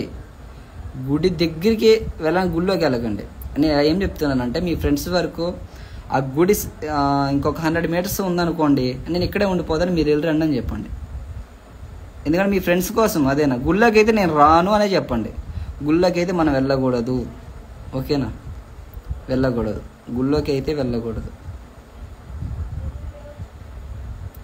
ఎస్, రేపు ఖచ్చితంగా లైవ్ ఉంది. నేను లైవ్లో డింపుల్ బాయ్నా? సారీ బ్రదర్, నేను క్లాస్ చెప్తున్నాను కదా. నీ మధ్యలో ఎప్పుడైనా లైవ్ పెడితే ఖచ్చితంగా నేను పిలుస్తాను, ఓకేనా? నీ డౌట్స్ ఏమైనా ఉంటే కింద చెప్పు, నేను ఓపెన్గా మాట్లాడతా అందరం ముందు. క్లాస్ చెప్తున్నప్పుడు సారీ. ఓకే, ఈ లైవ్ ఎండ్ చేయొచ్చా సిస్టర్? మౌని గారు, శాంతి గారు, కొంచెం క్లాస్ అయిపోయిందిగా. లేదు, ఈ వీడియో మళ్ళీ మార్నింగ్ షేర్ చేస్తాను. నువ్వు ఒక డౌట్ అడుగుతావు, ఆ డౌట్ నేను క్లియర్ చేయడానికి నాకు ఒక 1 అవర్ పడుతుంది. అదంతా నేను యాడ్ అప్లోడ్ చేయను. మీరు చెప్పే బోధ రాంగ్ ఉంది, తప్పుందా? థ్యాంక్ యూ, చెప్పు ఏం తప్పు ఉంది, నేనేం తప్పు చెప్పినా చెప్పు. నా బోధలో ఏం తప్పు ఉందో చెప్పు. నేను లైవ్లో మాట్లాడుతాను డైరెక్ట్, ఈ వీడియో మళ్ళీ రేపు షేర్ చేస్తాను, ఓకేనా? చెప్పు ఏం తప్పు ఉందో చెప్పు. దేని గురించి తప్పు చెప్పానో చెప్పుకోను. Praise the Lord. వందనాలు సిస్టర్.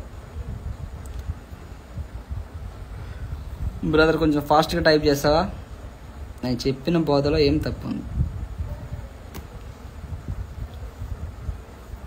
చూడండి. మన బ్రదర్ ఏదో పెడతారనుకుంటారు, చూడండి. దేని గురించి తప్పు మీరు కూడా తెలుసుకోవాలి కదా.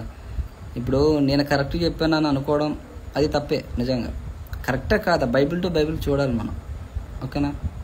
విగ్రహానికి అర్పించింది తినకూడదు 100కి 100%. ఆయిల్ గురించా? ఆయిల్ లేదు, బంద్ లేదురా బాబు, ఆయిల్ లేదు, ఏం లేదు. ఇన్స్ట్రుమెంట్స్ గురించి మంచిది, ఖచ్చితంగా మాట్లాడదాం. Thank you. ఇంకా నయం, ఇప్పుడు నేనేం తప్పు మాట్లాడినా చెప్తావు అనుకున్నా. ఆయిల్ గురించా? ఏం బాధ ఏం లేదు, మాట్లాడదాం. ఇన్స్ట్రుమెంట్స్ గురించి ఇంకా గట్టిగా మాట్లాడదాం, లైవే మాట్లాడదాం. ఎస్, ఓన్లీ ప్రార్థననే నమ్మాలి. ప్రార్థనే నీ విశ్వాసాన్ని నిలబెడుతుంది. ఇప్పుడు ఆయిల్ రాసుకొని నీ దగ్గర ప్రార్థనా భక్తి లేనప్పుడు ఎందుకా భక్తి చెప్పు? ఎందుకా భక్తి? కేవలం యేసుక్రీస్తునే నమ్మాలి, ప్రేయర్ ఆయిల్ కాదు. యేసుక్రీస్తునే, ప్రేయర్నే నమ్మాలి. నేనేం చెప్తున్నా బాగా విన్నాం. ఆయిల్ని కాదు, నీ యొక్క ప్రార్థనని నమ్ము, యేసుక్రీస్తుని నమ్ము. నీ జీవితంలో మంచి గొప్ప కార్యాలు జరుగుతాయి. నువ్వు ఆయిల్ని నమ్మి యేసుక్రీస్తు నమ్మకపోతే ఎందుకేం కాదు? సో అనాది కాలంలో ఆయిల్ ఎందుకు ఇచ్చాడు అంటే ఆ రోజుల్లో వాళ్ళకి, ఇప్పుడు ఉదాహరణకి ద్రాక్ష రసం ఐడియా ఉందా? ద్రాక్ష రసం పౌలు గారు తిమోతి గారికి చెప్తారు, నీ కడుపు జబ్బు నిమిత్తమే ద్రాక్ష రసం తాగని. ద్రాక్ష రసం అంటే ఏమనుకున్నావు నువ్వు? నార్మల్గా మనం తినే ద్రాక్ష రసం అనుకున్నావా? ద్రాక్ష రసం అంటే అది వైన్, మద్యం. మద్యాన్ని సేవించమన్నారు పౌలు గారు తిమోతి గారిని. కడుపు జబ్బు నిమిత్తం. అతని కడుపు జబ్బు చేసింది, నైట్ నిద్ర పట్టడం లేదు, తన హెల్త్ ఇష్యూ ఉంది. ఇప్పుడు ఏం చేయాలి? అతను కొంచెం వైన్ తాగాలి. ఆ వైన్ తాగితే ఏమవుతుంది? అతనికి మంచి నిద్ర పడుతుంది. సో జబ్బు నిమిత్తం తాగమన్నాడు అక్కడ వైన్. ఓకేనా? మరి ఇప్పుడు మనం కూడా తాగదాం తగులుకొని. ఆ రోజున మెడిసిన్ లేదు, అదే వైను. ఆ వైనే వాళ్ళకి మెడిసిన్. మరి ఈరోజు మనకి మెడిసిన్ వచ్చింది. సో అప్డేట్ అనేది జరిగింది. సో ఆయిల్ అనేది అనాది కాలంలో అనారోగ్యానికి వాళ్ళు వాడారు. వాళ్ళకి హెల్త్ ఇష్యూ ఉండే వాళ్ళు వాడారు, తప్పేం లేదు అందులో. మరి ఈరోజు అలా కాదు. ఈరోజు వాక్యం అనేది తెలుసు, అప్డేట్ వర్షన్లో ఉన్నాం మనం. మెడిసిన్ వచ్చాయి, స్కానింగ్ సెంటర్లు వచ్చాయి. మరి ఆ రోజుల్లో స్కానింగ్లు ఉన్నాయా? లేవు. సో ఆయిల్ అన్నదే ఈరోజు రాంగ్ వే. నువ్వు నా బోధ రాంగ్ అన్నావు కానీ నీ ఆయిలే రాంగ్. ఆయిల్ రాసి ప్రేయర్ చేయండి అన్న నాయన బోయనగల్లో. కానీ తమ్ముడు,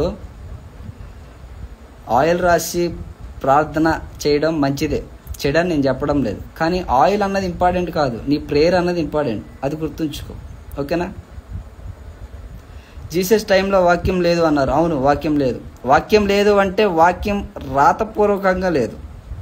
ఇది గమని. వాక్యం ఉంది, వాక్యం అనేది రాతపూర్వకంగా లేదు, లిఖితపూర్వకంగా లేదు, అక్షరార్థకంగా లేదు. నీకు ఇంకా ఇన్ని విషయాలు చెప్పా. ఓకేనా? అదే చెప్తున్నా. వాక్యం అనేది ఆది అందే ఉంది వాక్యం, కానీ లిఖితపూర్వకంగా లేదు. ఆది కాండం 2500 సంవత్సరాలు ఉంది, అక్షరార్థకంగా లేదు. అర్థమవుతుందా? నెక్స్ట్ మోషే గారు వచ్చారు, రాతి పలకల మీద చెక్కారు. అప్పుడు వాళ్ళకి ఆజ్ఞలు అనేవి ఉన్నాయి, రాతి పలకల మీద చెక్కున్నారు కాబట్టి. ఆ తర్వాత యేసుక్రీస్తు వారు వచ్చారు, అపోస్తులు బోధించారు. ఎలా బోధించారు? బైబిల్ పట్టుకుని బోధించారా?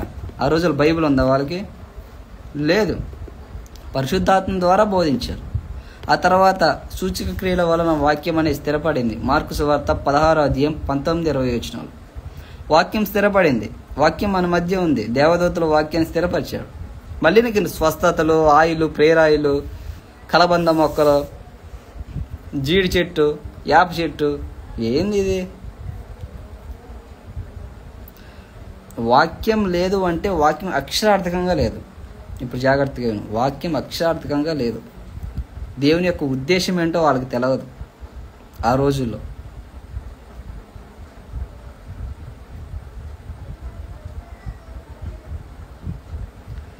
అన్న మీరు లవ్ మ్యారేజ్ చేసుకోవచ్చు అన్నారు కదా, కొంతమంది పాస్టర్లు నో అంటున్నారా? ఓకే, లవ్ మ్యారేజ్ అనేది చేసుకోండి, తప్పేం కాదు. కానీ మీరు హిందూ అబ్బాయిని పెళ్లి చేసుకుంటే మీరు హిందూ యొక్క ఆచారాలు, హిందూ యొక్క దేవుని మొక్కాలి. సో అందుకు వద్దంటున్నారు. ఓకేనా? ప్రేమ అన్నదే శాశ్వత కాలం ఉండదు. యేసుక్రీస్తు వారు మనం ప్రేమించారు, దేవుడు లోకాన్ని ఎంతో ప్రేమించారు. సో ప్రేమ అన్నది గొప్పది. ఆ ప్రేమను కాదనడానికి ఎవరు సరిపోరు. నీకు పని లేదా ఎప్పుడు లవ్లా? ఆమెకి ఏదో డౌట్ ఉంది, అడిగారు, తప్పేముందిలేండి.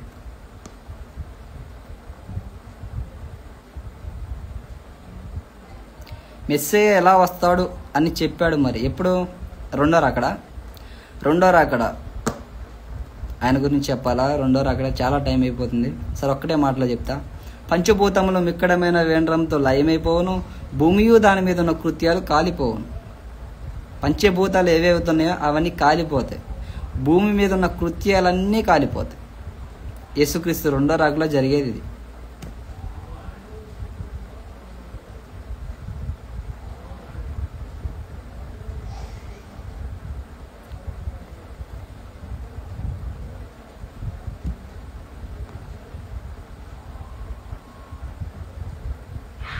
మెస్సయ్య ఎలా వస్తాడు అని చెప్పాడు. మరి రాతపూర్వకంగా లేదు అంటే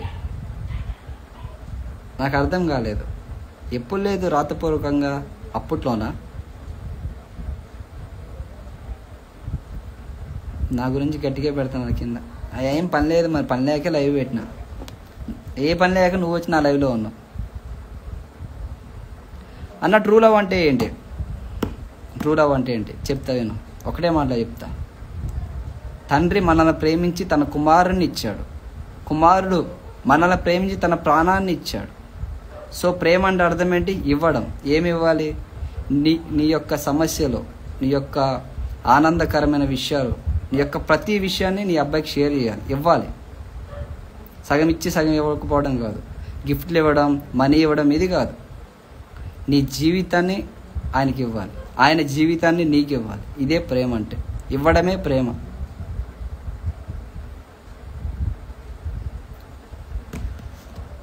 ఓకే, లైవ్ని ఎండ్ చేయొచ్చా సిస్టర్? చాలండి, ఇంకో రోజు పెట్టుకుందాం ఈ డౌట్స్ గురించి. క్లాస్ కదా, మళ్ళీ మార్నింగ్ ఈ వీడియో షేర్ చేయాలి.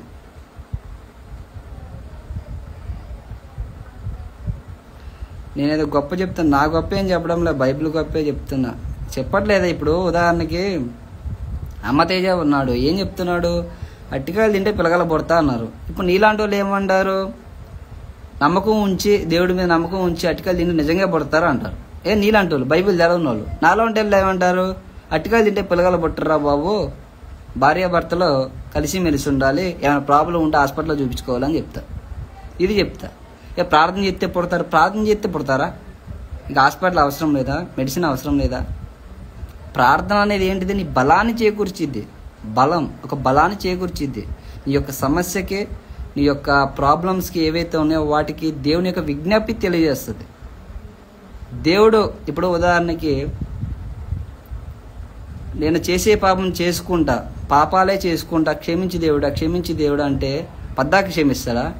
పద్దాక క్షమించుకుంటూ పోతాడు. ఇక ఆ పాపం అనేది ఒకసారి చేసావు, 2 సార్లు చేసావు, 3 సార్లు చేసావు, ఇక మీద చేయకూడదు. చేసుకుంటా ప్రార్థన చేసుకుంటూ పోతే క్షమిస్తాడా ఇక?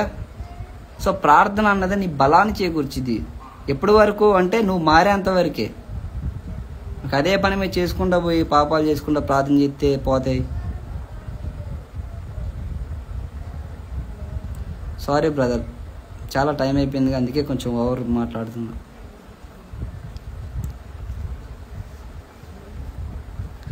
బైబిల్ చదవాలని నీకెలా తెలుసా అంటే, నువ్వు ఇందాకే అన్నావు ఇన్స్ట్రుమెంట్స్ గురించి తప్పుడు పోదని. రెఫరెన్స్ చెప్తా, టక్ టక్ టక్ అని చెప్తా, రాసుకో. నీకు మార్నింగ్ ఏం అర్థమైందో నాకు వచ్చి చెప్పు. రెఫరెన్స్ చెప్తున్నా, రాసుకో. మొట్టమొదటిగా వాయిద్యాలను ఉపయోగించింది యూబాలు, ఆదికాండం 4వ అధ్యాయం 21వ వచనం, రాసుకో. ఆ తర్వాత వాయిద్యాలు ఎవరు ఉపయోగించారు, ఎంతమంది ఉపయోగించారు, ఎందుకు ఉపయోగించారు, ఎప్పుడు ఉపయోగించారు, క్వశ్చన్లు ఇవి రాసుకో. ఎవరు ఉపయోగించారు? లేవీలు. 2వ దినవృత్తాంతాల గ్రంథము 29వ అధ్యాయము 25వ వచనం. 2వ దినవృత్తాంతాల గ్రంథము 29వ అధ్యాయము 25వ వచనం. ఎవరు ఉపయోగించారు? లేవీలు. ఎంతమంది ఉపయోగించారు? మొదటి దినవృత్తాంతాల గ్రంథము 23వ అధ్యాయము 5వ వచనం. మొదటి దినవృత్తాంతాల గ్రంథము 23వ అధ్యాయం 5వ వచనం. ఎంతమంది? అక్కడ ఉంటుంది 4000 మంది. ఎందుకు ఉపయోగించారు? 2వ దినవృత్తాంతాల గ్రంథము 29వ అధ్యాయము 27వ వచనం. బలుల కోసం వాయిద్యాలు ఉపయోగించారు. ఈ చదువు ఎప్పుడు ఉపయోగించారు? పాత నిబంధన ఆచరణ ఉపయోగించారు, క్రొత్త నిబంధన లేనేలేవు. అరుస్తూ చెప్పాలి కాదు, లైఫ్ టైం అయిపోయింది, గర్వకపోతే ఏం చేయను. ఓకేనా? రిఫరెన్స్ కింద పెట్టే బ్రదర్ ఎవరు ఉన్నారుగా, డింపుల్ బాయ్, ఒక్కటే మాట, క్రొత్త నిబంధనలో అపోస్తులు వాయిద్యాలు ఎక్కడైనా ఉపయోగించారా? ఉపయోగిస్తే ఒక్క రిఫరెన్స్ నాకు చూపించు, నేను చెప్పిన బాధ అబద్ధం నేనే ఒప్పుకుంటా.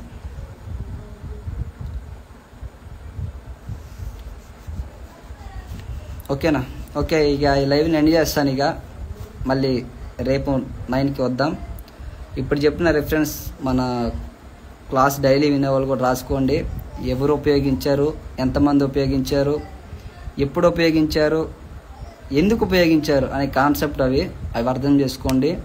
లేవీలు ఉపయోగించారు, లేవీలో కూడా అందరూ ఉపయోగించలేదు, 4000 మంది ఉపయోగించారు. ఎందుకు ఉపయోగించారంటే దేవుని ఆరాధించడానికి. యెహోవా దేవుడే చెప్పాడు వాయిద్యాలు అనేవి ఉపయోగించండి అని. దాంట్లో నేను ఉపయోగించలేదు అని చెప్పాల్సిన అవసరం లేదు, దేవుడే చెప్పాడు ఉపయోగించండి అని. సో వాళ్ళు ఉపయోగించారు. అది ఎంతవరకు అంటే అది ఇశ్రాయేలు వరకే ఆ కమిట్మెంట్, మనకు లేదు. అది న్యూ టెస్ట్మెంట్లో ఓల్డ్ టెస్ట్మెంట్లో ఉన్న గాడ్ ఎవరు? వేరా? లేదు, ఒకడే దేవుడు, యేసుక్రీస్తు వారే. న్యూ టెస్ట్మెంట్లో ఆయనే, ఓల్డ్ టెస్ట్మెంట్లో ఆయనే. ఓకేనా? న్యూ టెస్ట్మెంట్ ఓల్డ్ టెస్ట్మెంట్ ఒకటే దేవుడు, యేసుక్రీస్తు వారు. అరే డింపుల్ బాయ్, ఇప్పుడు అర్థమైంది నువ్వు నీ మైండ్ ఎలా ఉందో. అదే చెప్పట్లేదు బ్రదర్, వదిలేండి. అలాంటి వాళ్ళని నా లైఫ్లో ఎంతో మందిని చూసిన, ఒక్కళ్ళిద్దరిని కాదు, పెద్ద పెద్ద డిబేట్లు చేసిన, వాళ్ళెంతలే కానీ ఖచ్చితంగా రాసుకోండి.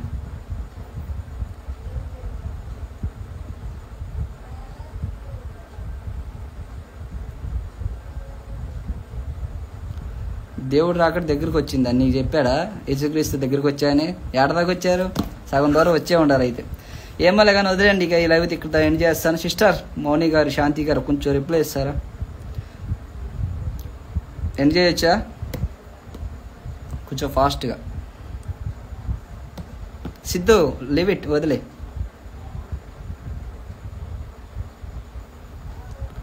అన్న మారు మనసు పొంది బాప్టిజం తీసుకొని ఒక మనిషిని చంపేస్తే దేవుడు క్షమిస్తాడా? నరహత్య అనేది పాపం. సో నువ్వు ఒక కోపంలో అంటే నేను చంపాలని కాకుండా ఏదైనా సందర్భంలో తోసేసావనుకో, ఏదైనా రాయి మీద పడో ఎలా చనిపోయాడు అనుకో, క్షమించి తండ్రి నేను కావాలని చేయలేదంటే క్షమిస్తాడు. నువ్వు కావాలనే కుట్ర పెట్టుకొని చంపినావు అనుకో, క్షమించడు.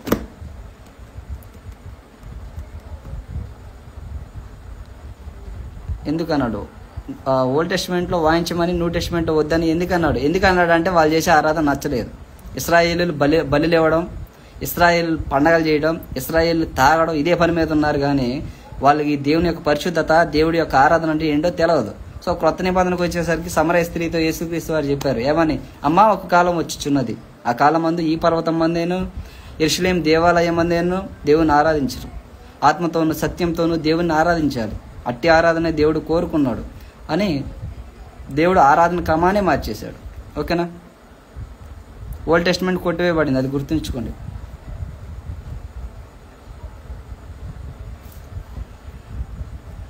Old testament కొట్టివేయబడింది. 1 కొరింథీ 3:14 అది ఒక్కటి చదువుకోండి, మొత్తం క్లారిటీ వస్తుంది. ఓకే లైవ్ని ఇక్కడితో ఎండ్ చేస్తున్నాను, చాలా టైం అయిపోయింది. బ్రదర్ ఇందాక మాట్లాడిన శ్యామ్ బ్రదరా ఎవరు, సరే ఎవరైతే నాకేంది కానీ ఒకటి గుర్తుంచుకో, లైవ్లోకి వచ్చి ఇందాక యాడ్ చేయమన్నావు, రిక్వెస్ట్ యాక్సెప్ట్ చేయమను, చేస్తా. నీలాంటి సండే స్కూల్కి వెళ్ళే వాళ్ళు వచ్చి మాట్లాడితే సరిపోరు, కొంచెం పెద్దవాళ్ళని తీసుకురా. ఓకేనా? English Bible, Greek Bible, Hebrew Bible అన్నీ చూద్దాం, ఏది అబద్ధం పోదో ఏది నిజమో. సరేనా? ఏమీ తెలవకుండా లైవ్కి వచ్చి క్లాసులు చెప్తున్నా అనుకో మాకు, సరేనా? పెద్ద వాళ్ళే సైలెంట్గా ఉన్నారు. సరే ఈ లైవ్ని ఇక్కడ ఎండ్ చేస్తున్నాను. ప్రభువైన యేసుక్రీస్తు నామములో అందరికీ వందనాలు. Good night, bye.